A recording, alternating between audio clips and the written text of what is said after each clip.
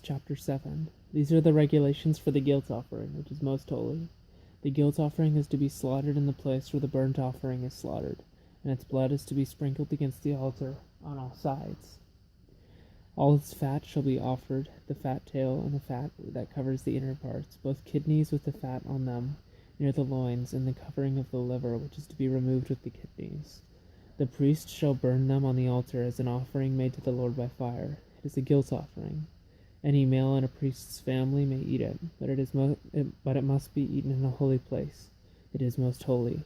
The same law applies to both the sin offering and the guilt offering. They belong to the priest who makes atonement with them.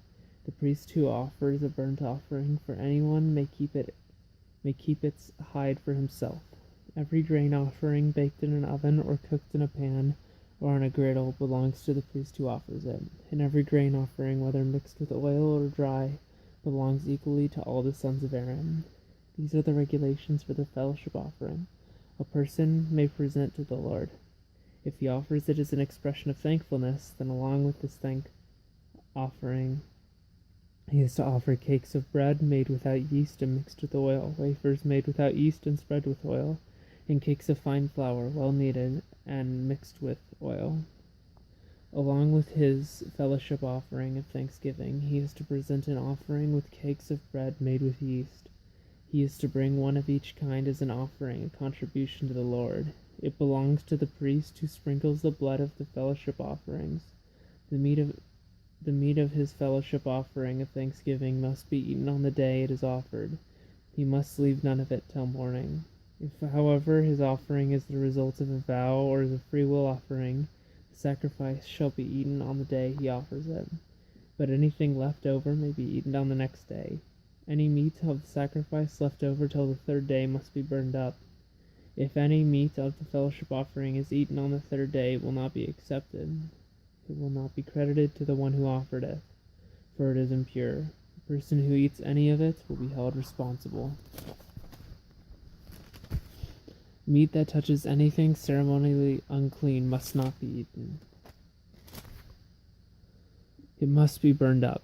As for other meat, anyone ceremonially clean may eat it. But if anyone who is unclean eats any meat of the fellowship offering belonging to the Lord, that person must be cut off from his people. If anyone touches something unclean, whether human uncleanness or an unclean animal or any unclean detestable thing, and then eats any of the meat of the fellowship offering belonging to the Lord, that person must be cut off from his people. The Lord said to Moses, "Say to the Israelites, do not eat any of the fat of cattle, sheep, or goats. The fat of an animal found dead or torn by wild animals may be used for any other purpose, but you must not eat it. Anyone who eats the fat of an animal from which an offering by fire may be made to the Lord must be cut off from his people. And wherever you live, you must not eat the blood of any bird or animal. If anyone eats blood, that person must be cut off from his people." The Lord said to Moses, "Say to the Israelites, anyone who brings a fellowship offering to the Lord is to bring part of it as his sacrifice to the Lord. With his own hands he is to bring the offering made to the Lord by fire. He is to bring the fat together with the breast and wave the breast before the Lord as a wave offering. The priest shall burn the fat on the altar, but the breast belongs to Aaron and his sons. You are to give the right thigh of your fellowship offering to the priest as a contribution. The son of Aaron who offers the blood and the fat of the fellowship offering shall have the right thigh as his share. From the fellowship offerings of the Israelites I have taken the breast that is waved and the thigh that is presented, and have given them to Aaron and the priest and his sons as their regular share from the Israelites. This is the portion of the offerings made to the Lord by fire that were allotted to Aaron and his sons on the day they were presented to serve the Lord as priests.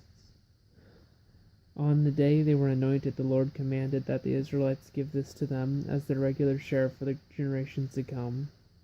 These then are the regulations for the burnt offering, the grain offering, sin offering, the guilt offering, the ordination offering, and the fellowship offering, which the Lord gave Moses on Mount Sinai, on the day he commanded the Israelites to bring their offerings to the Lord in the desert of Sinai. End of Leviticus chapter 7.